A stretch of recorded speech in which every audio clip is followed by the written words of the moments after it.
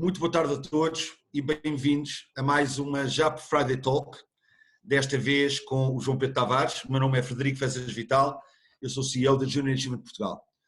João, bem-vindo. Hoje convidamos o nosso bom amigo João Pedro Tavares. E quando eu digo nosso bom amigo, não estou a empregar um plural majestático. Estou apenas a realçar que ele não é apenas um amigo meu, ganho mais recentemente, mas ainda assim um bom amigo, mas também um enorme amigo da Junior Achievement de Portugal, à qual presidiu durante 6 anos e à qual ainda hoje se encontra ligado como presidente do seu Conselho Estratégico. O tema de hoje, liderança de serviço, assenta-lhe que nem uma luva. Esta filosofia de gestão e liderança que entende que o líder existe para servir as pessoas e não o contrário, e que dentro de uma organização, não deixando de se dar o necessário enfoque na satisfação do cliente e do shareholder, as necessidades dos colaboradores devem sempre vir em primeiro lugar, bem como o seu desenvolvimento pessoal e profissional. E assenta-lhe que nem uma luva porque ele é, na sua essência, um orientador e um bom consultor de organizações, mas sobretudo de pessoas. Mas será que nós estaremos a falar sempre e essencialmente de pessoas, mesmo quando falamos de organizações? Claro que estamos. Vamos aprofundar hoje alguns dos temas de que ele gosta de falar e o que é viver esta missão de servir os outros dentro de projetos e organizações que têm agendas próprias e objetivos próprios, muito exigentes nos tempos em que vivemos. E também tentar perceber como é que a educação para competências empreendedoras, como o sentido crítico e a capacidade de trabalho em equipa e de colaboração, podem ajudar a criar uma cultura de liderança e de trabalho que respeite mais a dignidade da pessoa, numa altura em que tanto nos está a ser pedido que pensemos no que é o fundamental. Quem o conhece bem sabe que ele é gentil na forma, sem deixar de ser assertivo e de fazer os seus acid tests, de que tanto gosta. Testes ácidos, e olhem que são mesmo, porque eu já passei por alguns. Porque acredita que todos temos direito a uma opinião, um ponto de vista e às suas crenças pessoais, mas que devemos fundamentar as nossas decisões e os nossos argumentos. É também um homem que está sempre preocupado com o outro, com o bem-estar de quem o rodeia, às vezes esquecendo-se um bocadinho de si próprio. E como amigo, o estou a dizer. É um homem que, por estar sempre ao serviço e focado em gerar impacto em tudo, literalmente tudo o que faz, às vezes tem dificuldade em dizer não. Só isso justifica os 16 ou 17 cargos que acumula. Já me perdi, João. E todas as iniciativas que vai tendo numa agenda que, pela sua dimensão, deixaria muitos atordoados, para dizer o mínimo. João Pedro Tavares é um engenheiro não praticante, casado, católico e pai de 4 filhos. Tem 30 anos de experiência em consultoria na área de serviços financeiros. Foi vice-presidente da Accenture Portugal e é atualmente Managing Director da Storm Harbor, uma boutique internacional de serviços financeiros. Pós-graduado em Liderança e Estratégia pelo INSEAD e em Gestão Financeira pela Universidade Católica Portuguesa, é licenciado em Engenharia Civil pelo Instituto Superior Técnico. É atualmente presidente da ACES, Associação Cristã de Empresários e Gestores, presidente do Conselho Estratégico da Junior Achievement de Portugal e do Conselho Estratégico do IES, Social Business School. É consultor e assessor de várias organizações e instituições, entre as quais a Fundação Calouste Gulbenkian. Desde 2019 faz também parte da direção do CDI Portugal. E mais não digo, João, muito bem-vindo. Eu sei que foi longa a introdução, mas tu és um homem com uma grande experiência, com uma grande carreira e muito para dizer. E nós gostamos de começar estas nossas conversas, João, com um tom um bocadinho mais pessoal, ao estilo de Icebreaker.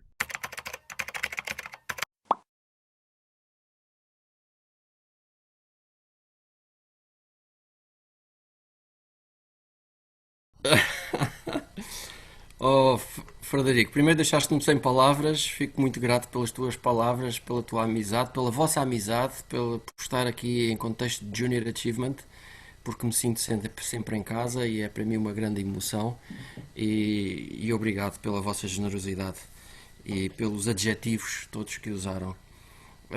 Não, eu sempre comecei por ser uma criança calma, serena, contemplativa, e depois fui crescendo a partir dessa realidade. Nasci numa família absolutamente extraordinária e tu já disseste quais são as fundações da minha vida.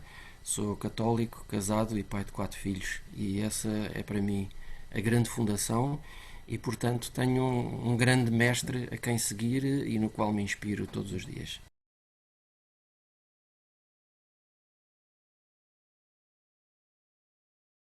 Nós muitas vezes não tomamos consciência quando tomamos uma decisão. Há um livro que diz vai aonde o teu coração te leva e eu creio que esse é um bom critério muitas vezes para tomar uma decisão com os dados que temos. Não temos os dados todos, não conhecemos o resultado, não conhecemos o final. E, portanto, isto é um caminho que se faz. A liderança é um caminho sem fim, aperfeiçoa-se todos os dias, reconhecendo os erros que se transformam em oportunidades de melhoria, e é por aí que vai caminhando. E é curioso porque eu comecei-me a dedicar e a ter alguma disponibilidade para apoiar várias organizações quando ainda trabalhava na Accenture, na área de serviços financeiros, e eclodiu uma enormíssima crise. E essa crise, que incidiu muito sobre o setor financeiro, despertou-me para a necessidade de atender a outras realidades e criar valor, e como é que eu podia usar as minhas capacidades e alguma disponibilidade para criar valor fora daquilo que era a linha de serviços de consultadoria primária e os meus clientes primários. E foi assim que as coisas foram surgindo.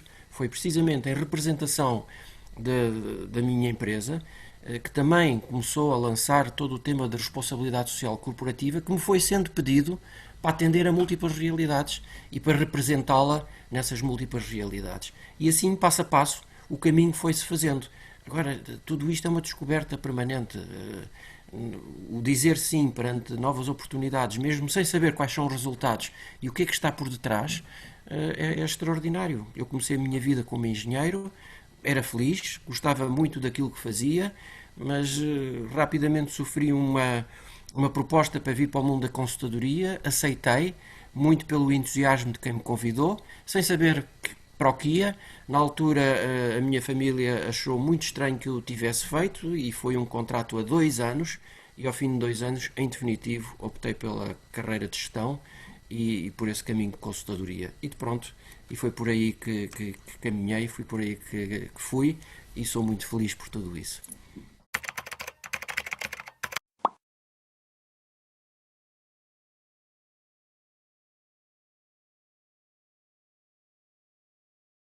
Olha, primeiro, a liderança é um serviço. E não há outra forma de liderar que não seja como serviço. E é das mais responsabilizantes formas de serviço. Não é um exercício de poder, não é um exercício de força. Isso é mais para um chefe que pode ou não ser um líder. E, portanto, a liderança é servir. E o resultado dessa liderança não se mede por satisfação própria, nem se mede pela luz que projeta nos outros, nada disso. Projeta-se precisamente pelos resultados, pelo alcance que tem, pelo resultado, pela criação de valor, pela forma como se distribui esse valor, pela forma como se contribui para que os outros sejam mais felizes, pela forma como se contribui para atingir resultados coletivos. E, portanto, a liderança de serviço vai muito nesse sentido. É a promoção de uma economia de bem comum, uma economia onde tenha disponibilidade de ter menos para que os outros possam ter mais, no sentido de que o todo, aquilo que se chama o ecossistema, o sistema em geral, tenha mais valor, tenha mais riqueza e seja mais justo na distribuição dessa riqueza e desse valor. E esse é que é o aspecto fundamental. É caminhar de uma forma coletiva, sem individualismos, em interdependência uns com os outros. E está à vista que esta forma de liderança, esta forma de serviço, é preferível dizê-lo deste modo, é a mais profícua, é a mais virtuosa e é a mais adaptada a estes tempos de pandemia que nós vivemos. E, portanto, se queríamos algo que comprovasse que lideranças que promovam individualismo, egoísmo, resultados próprios e por aí adiante, temos aqui esse impacto, precisamente. Não é o melhor modelo, não é o modelo de médio e longo prazo, não é o que cria mais valor, não é o mais justo, não é o mais inclusivo, e este é que é o mais pleno de todos os modelos. E, portanto, se há momento em que nós podemos caminhar num modelo em que a liderança é um serviço, sobretudo, é este. E, portanto, não podemos perder esta oportunidade. O vírus teria vindo em vão se nós não o fizermos desta forma. E, portanto, tiremos proveito e bom proveito pela presença deste vírus e de todas as oportunidades que ele nos cria.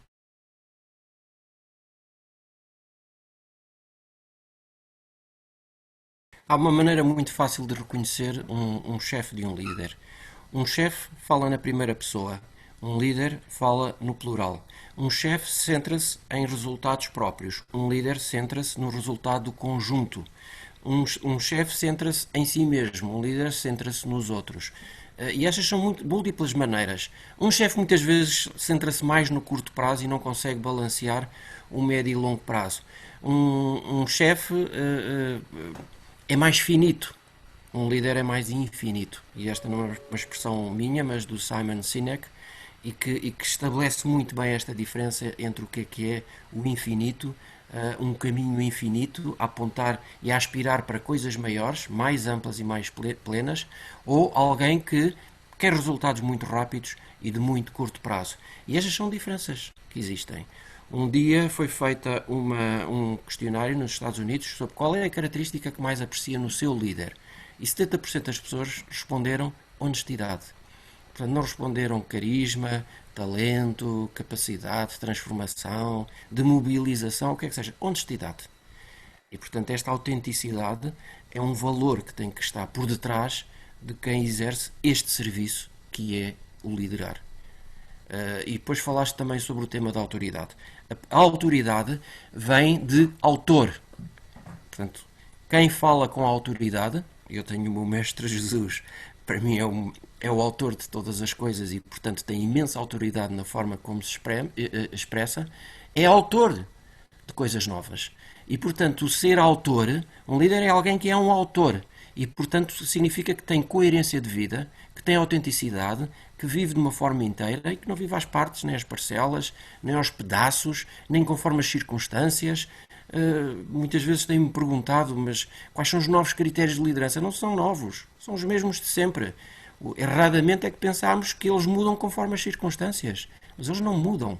Eles são os mesmos, têm aplicações diferentes, porque precisamente são valores que são centrados neste infinito e não em coisas finitas, não neste curto prazo, não no passageiro, não no efêmero, mas que vão muito para além de tudo isso.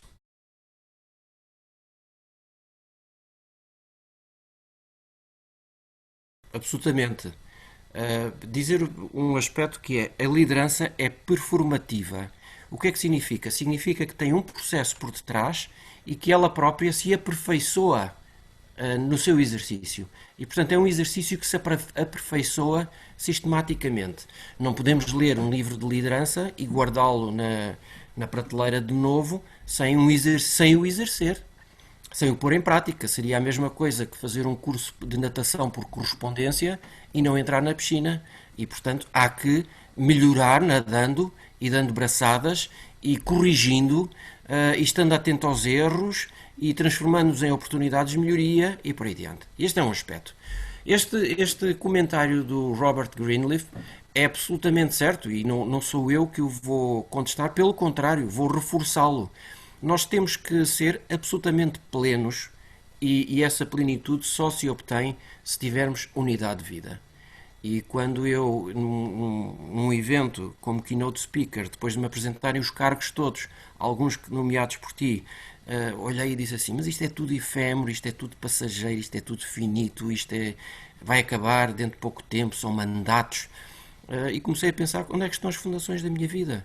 E então considerar as 3 fundações da minha vida, que sou casado, sou pai de 4 filhos e sou católico, e que se essas fundações fossem diferentes eu seria uma pessoa absolutamente diferente, e transmiti-lo aos outros faz com que eu deixe de me apresentar como profissional, deixe de me apresentar por detrás de um cargo, mas passo-me a apresentar como pessoas. E, portanto, quando ele diz que se tornam pessoas mais saudáveis, não está a dizer que se tornam profissionais mais saudáveis, mais performantes, mais eficientes, mais eficazes. Não, são pessoas. E nós só tratamos as pessoas que temos diante de nós se as tratarmos de forma inteira, completa e plena. E não há outra maneira. E, portanto, por um lado, há um efeito de liberdade interior. E é um exercício de liberdade interior que não é fácil quando nós nos apresentamos desta forma. Porque é um pouco ir a jogo. Eu quero ir a jogo, vou correr riscos e quero me apresentar desta forma.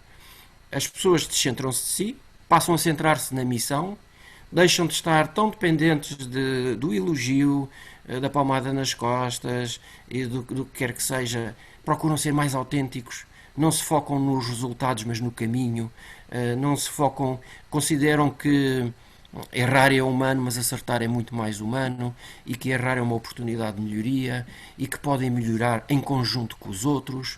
E ter isto presente é muito importante. E para um líder é muito importante ter presente que não é responsável pelos resultados. E este foi um dos erros que muitas vezes cometeu, que é o tal chefe, que acha que ele é o resultado em si mesmo. O líder não é responsável pelos resultados. É responsável pelas pessoas que geram os resultados. Ou melhor, e essas pessoas são responsáveis por outras pessoas e por outras pessoas e por outras pessoas. E são todas elas em conjunto quem gera os resultados. E isso é muito importante porque muda por completo o foco. E, portanto, considerar as pessoas como algo de absolutamente central na vida de um líder é fundamental. Sim. Aliás, eu Portanto, costumo passa a dizer que há ser. 5 P's que têm que ser considerados para um líder que queira servir ou uma liderança de impacto, que também é outra forma de dizer.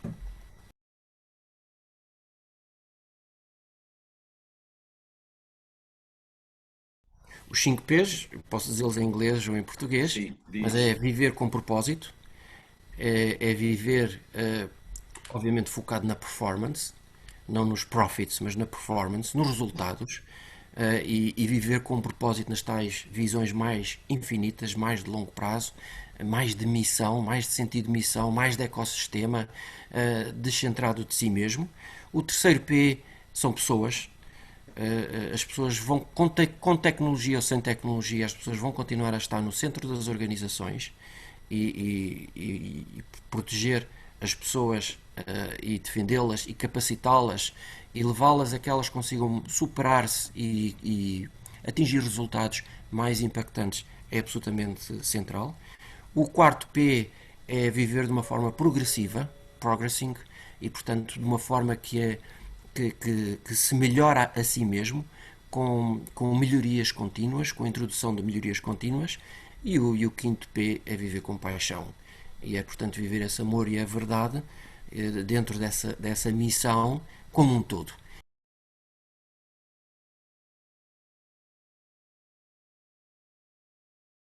Olha, antes disso, que se agarre também aos outros e há tal sentido de interdependência entre todos. E, portanto, não há um individualismo, não há um centralismo em si próprio, um self-centric, um selfish, portanto, muito um egoísmo, mas que o seu ego seja um ego de promoção desse bem comum e mais amplo. E isso é fundamental. É fundamental num sentido comunitário, solidário e por aí diante. Mas também dizer que há pessoas que a fé, a esperança, o amor que vivemos como valores cristãos fazem parte de uma espiritualidade, tem que haver uma, uma inteligência espiritual. Dentro da sustentabilidade também tem que ser praticada essa inteligência espiritual. E eu, quando falava dessa inteligência espiritual às pessoas, falava, no final do dia, que ao menos existe a espírito de equipa. E esse bom espírito de equipa tem que existir.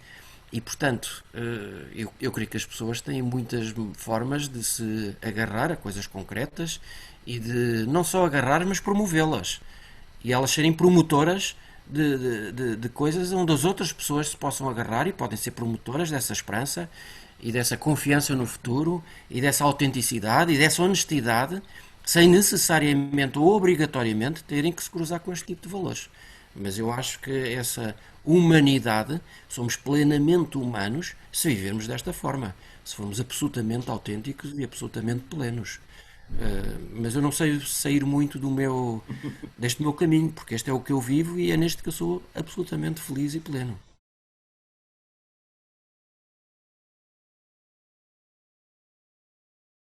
Olha, aquilo que eu creio, portanto, há de facto um impacto económico que resulta desta pandemia, não há dúvida, mas o mais preocupante deles todos vai ser o impacto social. Vamos sair deste momento todos mais pobres, mas aqueles que estavam os mais pobres da sociedade vão sair com novos focos de pobreza e nós temos que ser absolutamente solidários na forma como recriamos a futura sociedade. E, portanto, era muito importante que tivéssemos atitudes de maior proximidade, apesar de estarmos às vezes distantes, confinados, que não vivamos confinados a gestos de egoísmo, que vivamos confinados nestes gestos de serviço mútuo, de apreciação mútua, de honrar os outros na forma como defendemos a sua dignidade, como procuramos que eles se completem também, atender às suas necessidades. E, portanto, o combate à pobreza vai ser algo absolutamente central. E isto é uma responsabilidade que começa por ser pessoal. Antes de ser do Estado, das empresas, da sociedade, é pessoal. E nós temos que cuidar e ir a jogo e proteger-nos, proteger os outros nesse sentido. Agora, é muito importante questionarmos se os modelos antigos eram modelos plenos e modelos justos e modelos adequados. E eu creio que o momento é de enorme reflexão e é uma enormíssima oportunidade que nos é dada, porque de outra forma o vírus veio em vão. Se voltarmos a fazer precisamente o mesmo e repetirmos os mesmos erros e centrarmos nos modelos antigos, sem os melhorar, sem os transformar, nós temos que mudar e temos que alterar e temos que olhar as coisas de outra maneira e temos que ser muito mais solidários e temos que ter a visão do todo e não da parte. É muito importante tudo isso e não sei se respondi à tua pergunta, mas é nesse sentido. Respondeste. É nesse sentido que temos que caminhar. Eu Por não exemplo, consigo pensar. por exemplo, Sim. ao Frederico, no passado, o papel da família era pouco considerado, sendo que a família foi a entidade que melhor acomodou a crise de 2008, 2009 e a que veio a seguir. Foi a família que acudiu e onde se geraram maiores bolsas de solidariedade, de entreajuda, de entre gerações. Foi nas famílias. E E hoje, agora também, e agora e também. agora também. E nesta crise está-se de novo a repetir e a ver que a família não é uma entidade absolutamente central da sociedade. E não é uma Certo. entidade desprezível nem de segundo nível, sendo que o indivíduo é de primeiro nível. Esse é um dos erros que foram cometidos no passado. E, portanto, um líder e um empresário têm que olhar para as realidades das suas famílias. Ainda hoje falava com um e que me dizia que eu tenho que atender se aqueles pais têm onde deixar as crianças, se um deles precisa de fazer trabalho remoto ou não, se têm que se complementar um ao outro, ou se eu tenho que ser absolutamente inclusivo, trazendo pessoas que vivem sozinhas, colaboradores meus que vivem sozinhos em casa, e que precisam de vir para o escritório, para socializar e para estar com os outros. E, portanto, isto não é one size fits all, não é uma solução que é igual para todos. E, portanto, um líder empresarial, por exemplo, tem que tomar em consideração estas realidades. E tem que tomar em consideração a realidade de cada um e de cada família. E, portanto, não pode tomar as decisões e correr toda a organização da mesma forma. E é neste sentido que temos que caminhar.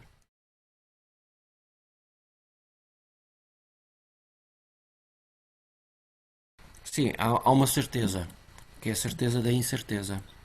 E essa é Sim. uma certeza que perdura, que é, nós sabemos que vamos conviver com uma incerteza em geral. As avaliações que são feitas do nosso sistema de ensino são tecnicamente boas. As competências técnicas, aliás, na Junior Achievement, comprovamos isso de múltiplas maneiras e múltiplas formas. São competências técnicas boas. Na multinacional onde trabalhei em consultadoria, os recursos portugueses eram de uma enormíssima mais-valia e eram reconhecidos mundialmente como estando tecnicamente muito bem preparados, pessoas comprometidas, envolvidas, bons líderes, causavam impacto e por aí diante. Mas aquilo que falta, e onde o nosso sistema de ensino reconhecidamente não dá tanto suporte, e isso é dito em estudos internacionais, alguns onde a própria Junior Achievement colaborou, é no desenvolvimento dessas capacidades de empreendedorismo, a literacia financeira já não digo tanto, porque a Junior Achievement ataca o tema junto às crianças e ensina-as desde os 7 anos de idade o que é que isso significa em termos de atitude, mas fundamentalmente em termos de autoconhecimento, do que é que são as nossas competências, o que é que são as nossas aptidões naturais, o que é que significa trabalhar a equipa, o que é a organização, trabalhar de uma forma organizada, o que é que significa comunicar de uma forma estruturada, o que é estar enfocado no resultado, o que é estar enfocado em resultados conjuntos com os outros, o que é abordar de uma forma estruturada, como é que eu comunico e como é que eu automotivo. E a motivação, e em particular a automotivação, é um aspecto absolutamente fundamental. E este é um aspecto que não cabe aos professores, cabe aos pais. E, portanto, um dos papéis fundamentais, e o Junior Achievement faz muito bem este papel, é esta interpenetração, esta intercomplementaridade entre a própria família e os pais, em que depois a Junior Achievement ainda junta os voluntários e junta o mundo empresarial e junta, ocupa um espaço em branco entre o passado, o presente e o futuro, entre os jovens e os profissionais, entre as empresas e as escolas, e este aqui é que é mais-valia. E é aqui que o nosso sistema de ensino também deveria focar-se, no desenvolvimento destas soft skills e destas capacidades complementares, mas que vão ser absolutamente centrais, determinantes e decisivas. Mas vou juntar mais uma, e essa aí preocupa-me, porque vejo as universidades, vejo a academia a dizer coisas como o talento vai ser o fator diferenciador do futuro. E eu não acho. Eu não acho que seja o talento. Porque o mundo está cheio de competências e está cheio de talento. O que vai ser o fator diferenciador do futuro vai ser o caráter das pessoas. A forma como se comportam de uma forma ética, a forma como servem, a forma como têm presente a dignidade das outras pessoas, o sentido comunitário, a criação de valor em conjunto, a justa distribuição, a inclusão de outras pessoas, como se contribui para tudo isso. Porque o nosso mundo, dispõe de todas as competências e de todas as capacidades necessárias para resolver problemas como a fome, como a falta de acesso ao ensino, à saúde, à higiene e tantas outras coisas. E à pobreza, de uma forma geral. E isto não é um tema de falta de competência. Não é um tema de falta de talento. É um tema de falta de caráter. E é no caráter, nesta sabedoria, que devia existir a centralidade do que é a educação e do que é um projeto educativo. Que não é só uma responsabilidade dos professores. É uma responsabilidade das famílias. Eu volto a insistir no tema das famílias. E tem que haver esta atuação em complementaridade.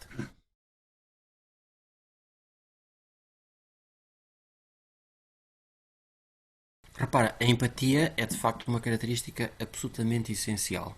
Mas também ela é performativa, no sentido de que eu não me sento no sofá e de repente saio, ao levantar-me, desenvolvi uma empatia e uma capacidade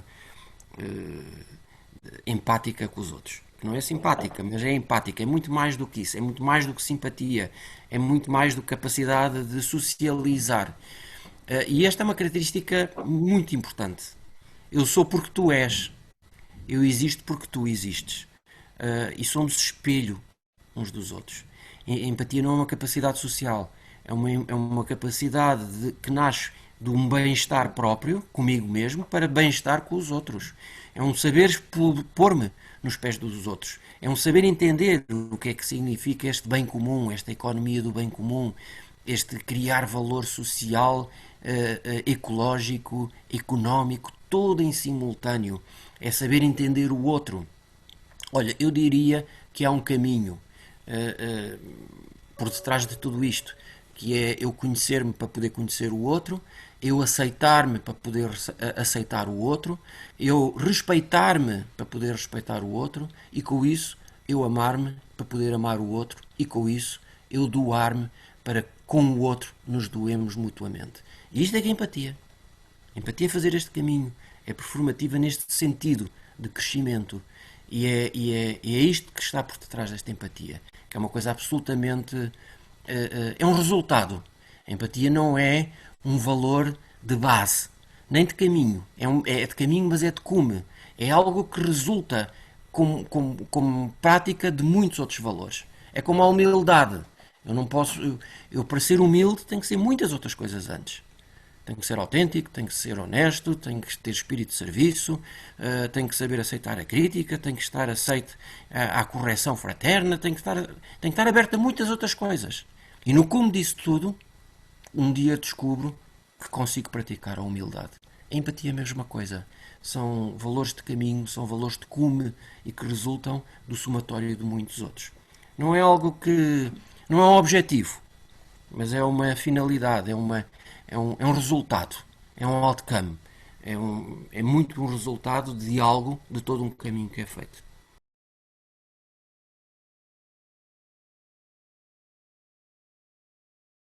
O caráter também é algo que é performativo, no sentido que se vai desenvolvendo todos os dias.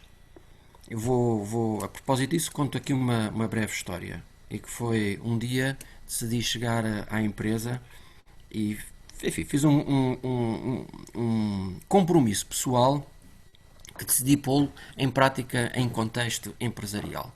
E que foi não mentir. Que é diferente de ser verdadeiro, de dizer a verdade. Mas não mentir, é a base, é o início. É o início. E portanto, reuni a minha equipa e disse-lhes: Olha, nós aqui pá, temos que. Às vezes mentimos uns aos outros, mentimos aos clientes, enganamos uns aos outros e não podemos fazer, não o devemos fazer.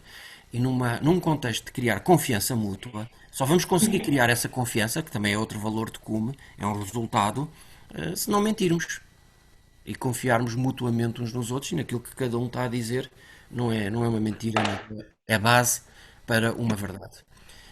E isso trouxe um impacto absolutamente diferente. As relações com os clientes mudaram drasticamente, as relações dentro da equipa mudou drasticamente. Conseguimos atingir coisas que antes não estavam ao nosso alcance. Foi absolutamente transformador. E de repente, depois do início destes, descobrimos coisas absolutamente novas, não é? E começa com passos muito pequenininhos. Nesse próprio dia, a minha secretária dizia a um cliente: o senhor engenheiro vai chegar atrasado porque há muito trânsito. E eu estava no escritório a ouvi lá dizer isto. E eu chamei-a e disse: Então, acabámos de comprometer-nos mutuamente que não íamos mentir e agora já estamos a mentir. Mas isto não tem importância nenhuma, isto é uma coisa absolutamente pequena. E é precisamente porque não somos capazes de ser fiéis no pouco que nunca vamos atingir o muito. Nunca lá vamos. Queremos coisas grandes, mas nas pequenas não cumprimos. Nunca lá chegaremos. E isso faz parte do caminho. E portanto o caráter forma-se por de uma forma perseverante, de uma forma consciente. Temos que ser honestamente conscientes e conscientemente honestos. Eu tenho que ser absolutamente consciente se estou ou não estou a ser honesto. E tenho que ser muito honesto, se tenho ou não tenho consciência. E este é um caminho que se faz passo a passo. E não se faz sozinho.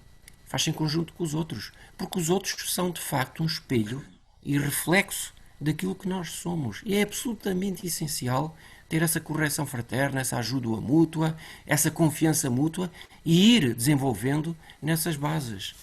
Outra vez, não sejamos individualistas. Se nos abrirmos aos outros, vamos descobrir coisas absolutamente essenciais e absolutamente fantásticas. E de uma riqueza que é absolutamente transformadora. Porque as pessoas são riquíssimas. As pessoas têm uma riqueza pessoal e nós em Mas, conjunto... portanto, qual é que tu achas que é o papel da empresa, então? O que é que O ela papel da deve fazer que não empresa está a fazer? tem que fazer parte da liderança das empresas, acima de tudo, e tem que fazer parte da cultura empresarial, esse compromisso mútuo de criar uma cultura que seja uma cultura consciente, performativa, no sentido que vai-se melhorando a si mesma, e de caminho e de confiança mútua.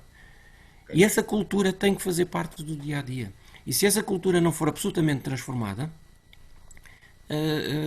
tudo morre. Aliás, a confiança é a primeira base para a perda de performance de uma equipa.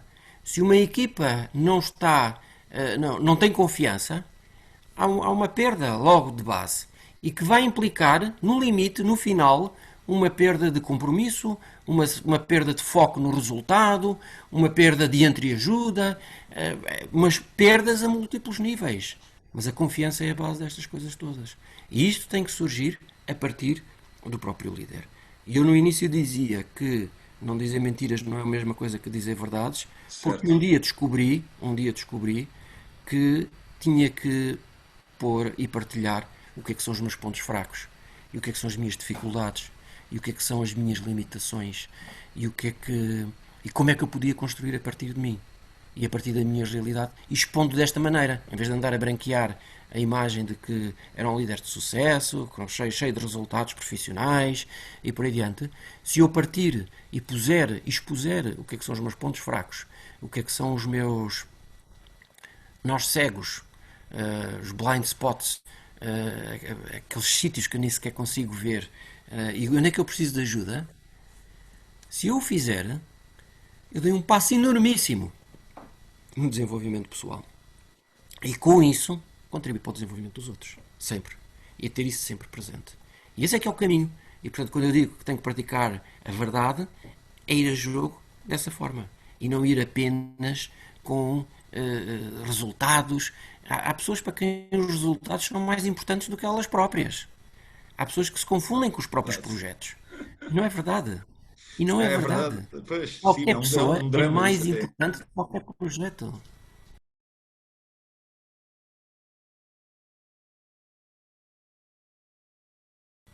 Bom, perante uma crise social, como aquela que estamos a viver, já hoje, a inovação social e o empreendedorismo social são valores absolutamente centrais e determinantes. Mas não têm que centrar-se apenas e só no valor social em sentido estrito. Têm que centrar na Sim, criação de valor societal. não só para a sociedade, como para a vários níveis, para as pessoas, para as famílias, para as empresas, para a sociedade em geral, para o próprio Estado, em substituição do próprio Estado, muitas vezes, naquilo que. Mas não tem que ser um empreendedorismo assistencial. Tem que ser um Pois. empreendedorismo capacitador, transformador e que permita, a partir daí, transformar. Já agora meto aqui a colherada de que a SES vai lançar um semáforo de combate à pobreza centrado nas famílias. E é centrado nas famílias, onde vai ser avaliado a partir da família, com semaforização, se assim se pode dizer, verde, amarelo e vermelho, o que é o acesso que a família tem a cuidados sanitários, higiene, apoios sociais, se vive de uma forma isolada ou excluída ou comunitária, se tem acesso à educação, se tem acesso à habitação, se tem acesso ao trabalho, se tem acesso aos transportes, se tem mobilidade, se não tem mobilidade, multigeracionalidade, enfim, todas estas características vão ser avaliadas. E é a própria família que vai ser capacitada no sentido de identificar novas formas de combater a pobreza. Mas não vai fazê-lo de uma forma sozinha. Vai fazer com a ajuda dos líderes empresariais e das empresas e da sociedade em geral. E vai ser um compromisso comum entre todos. E, portanto, esse é um aspecto absolutamente fundamental, que é criar impacto, replicar impacto e inovar. E nós, no nosso país, temos uma taxa de mortalidade de empreendedores muito elevada. Temos que dar a oportunidade aos empreendedores de errarem, de aprenderem, de voltarem a começar. Por exemplo, a sociedade americana a esse nível é um grande exemplo, porque um empreendedor tenta uma, duas e três vezes. É isso que nós tentamos na Junior Achievement, que é absolutamente essencial, que é os jovens em contexto de trabalho, de educativo, ainda durante o seu processo de crescimento, tentam uma, duas, três e quatro vezes até chegarem à vida real, a cores e ao vivo, onde de facto os erros pagam mais caro. Mas até lá chegam muito treinados e muito capacitados e sabem o que é trabalhar a equipa, o que é errar e como é que se constrói a partir dessa realidade. E isso é muito importante. E é assim que temos que atuar e é assim que temos que fazer e continuar a fazê-lo.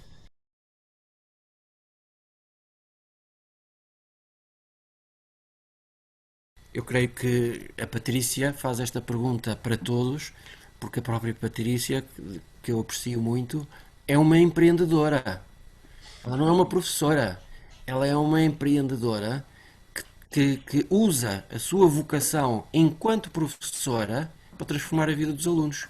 E a Patrícia tem imensos exemplos ao longo da sua vida e já o demonstrou várias vezes na Junior Achievement, em múltiplos programas nos quais ela participou com as suas equipas, o que é que isso significa e o que é que isso transforma a vida das crianças. Portanto, a Patrícia é uma professora empreendedora e, portanto, os próprios professores, ao empreenderem estes programas, têm que ter esta noção do que é a sua vocação. Eles não estão no exercício de uma profissão, estão no exercício de uma vocação e essa vocação tem que abraçá-la como um todo. Um bom professor explica, um excelente professor demonstra, um excepcional professor entusiasma.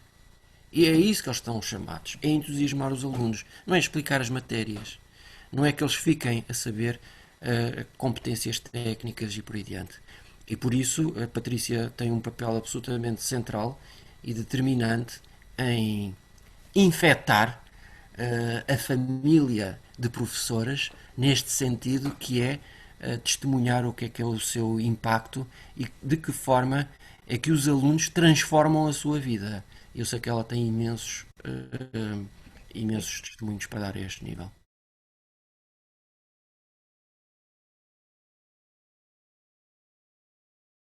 O desafio aqui é manter proximidade com as pessoas. Estes meios são absolutamente essenciais e fantásticos e provavelmente não conseguiríamos fazer aquilo que estamos aqui a fazer noutro contexto que não este e temos que os usar como meios, mas não é para substituir o que existe, é para complementar com o que existe. E por isso o desafio aqui de uma liderança é que ela se mantenha próxima e que não se desligue. Teletrabalho não significa desligar, mas se religue de outras formas com as pessoas. E que não tome em consideração apenas o colaborador, mas tome em consideração a sua situação familiar. Que dificuldades tem, que tipo de ajuda precisa, como é que pode manter a ligação com os outros, que seja promotor de novas formas de comunicação. E isso é absolutamente essencial. Portanto, o facto de se estar em teletrabalho não significa que estejamos mais desligados de outras realidades. Pelo contrário, temos que nos religar a outras realidades. Mas já agora dizer-vos que infelizmente não existe o teledesemprego. E esse sim é que é o dramático.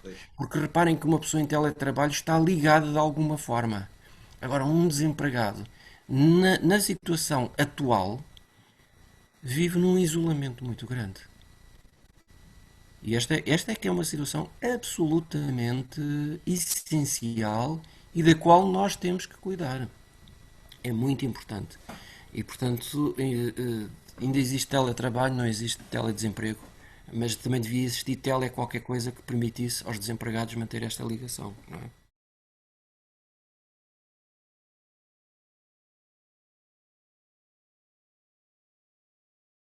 Sim, eu vou começar por dizer uma coisa politicamente incorreta, politicamente no verdadeiro sentido, mas que não é um desvalorizar do que quer que seja, mas tem a ver com a minha natureza e com a minha identidade e com a minha fé, esperança e amor. Fátima foi o acontecimento mais marcante do século XX para o nosso país. Depois também temos o 25 de Abril e temos muitas outras coisas, entrada na União Europeia e por aí dentro. Temos muitas coisas muito importantes. Mas Fátima foi absolutamente marcante porque representou para o nosso país algo que é uma enormíssima bênção pela qual o nosso país é reconhecido a nível mundial. Há 7 milhões de peregrinos que entram no nosso país por causa de Fátima todos os anos, entravam antigamente, e portanto este reconhecimento é absolutamente marcante. E marca também o nosso país. E portanto nós temos que viver tudo isto nesta certeza de que uma das mensagens de Fátima era que Portugal não acabará, Portugal perdurará, Portugal continuará e portanto nós não podemos permitir que que, o, que este nevoeiro nos impeça de caminhar. Nós temos que correr algum risco de caminhar no nevoeiro, caminhar na incerteza, mas não parar. E se for caminhar com outros, ou caminhar a caminho de outros, ou o que quer que seja, melhor ainda. Mas temos que o fazer. E portanto eu tenho uma enorme fé de que o nosso país é absolutamente abençoado e é um caso absolutamente único e Fátima resultou do facto de termos sido consagrados a Nossa Senhora pelos nossos reis, termos sido São João. reconsagrados durante este tempo, e tudo isto me impacta absolutamente muito.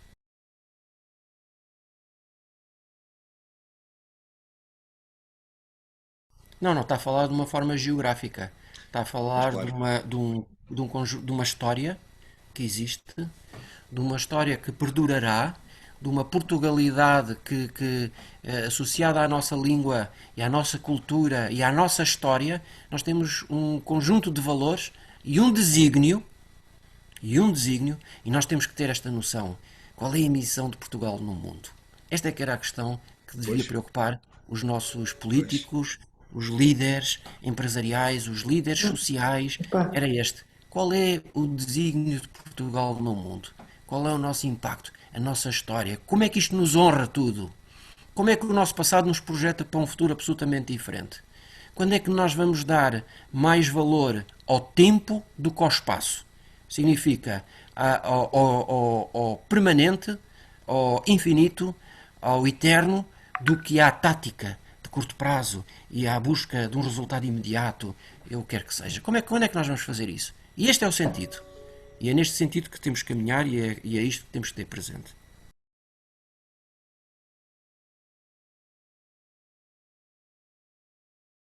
Portanto, olha, a primeira coisa que eu queria dizer era que tenho um profundo amor por ele ou por ela, não o conhecendo ainda hoje. Mas nós também podemos ter um grande amor por aquilo que vai ficando e que não precisamos de conhecer nem de ver com os nossos olhos. Mas depois também dizer-te que eu tenho uma pergunta inaugural na minha vida profissional, na minha vida de final de estudante.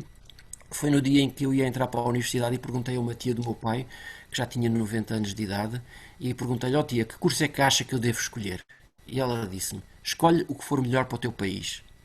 E eu devo dizer que aquela resposta me baralhou, e em resposta às tuas perguntas iniciais, fui descobrindo como responder a este desafio ao longo da vida e ao longo do caminho. Mas esta pergunta de que escolhe sempre o que for melhor para o teu país é algo que ressoa dentro de mim todos os dias. E portanto eu diria um pouco disto a um filho, a um neto, a um bisneto. É que viva sempre com este propósito, alicerçado na fé, na esperança, no amor, porque o caminho é infinito e não é finito. E essa é uma certeza na qual alicerço toda a minha vida. Queria ler um texto que pessoalmente a mim me diz bastante, que é uma oração bastante curta, é a oração da serenidade. São Francisco de Assis, fonte de inspiração para a economia de Francisco, aliás, uma iniciativa, como disse, na qual João Pedro também já está envolvido, e que vou citar, embora de forma incompleta, para terminar esta conversa. Deus concede-me a serenidade para aceitar aquilo que não posso mudar, a coragem para mudar como for possível e a sabedoria para saber discernir entre as duas, vivendo um dia de cada vez, apreciando um momento de cada vez, recebendo as dificuldades como um caminho para a paz, aceitando este mundo cheio de pecados como ele é, assim como fez Jesus e não como gostaria que ele fosse.